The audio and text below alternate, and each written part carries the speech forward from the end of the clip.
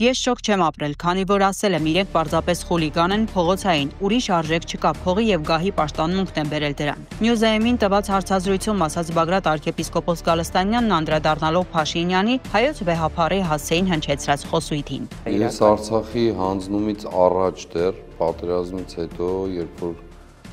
պատերազմի ակտիվ շրջանից հետո, երբ գնալով ամեն ինչ ավելի ծանրանում էր եւ Արցախի հանձնումից ամիջապես հետո ասել եմ, որ մնացել է վերջին խրամատը եկեղեցի։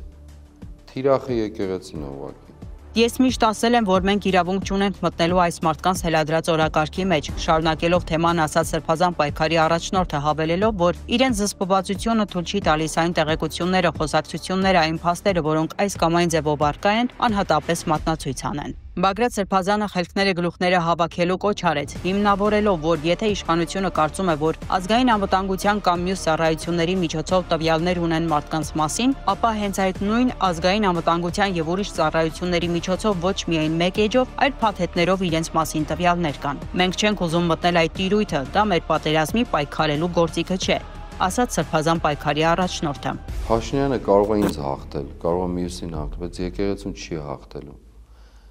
Չի կարող հաղթել, անհնար է դա։ Եվ ոչ միայն անհնար է, որովհետև հավատքի վեմի վրա է հիմնված ամեն ինչ եւ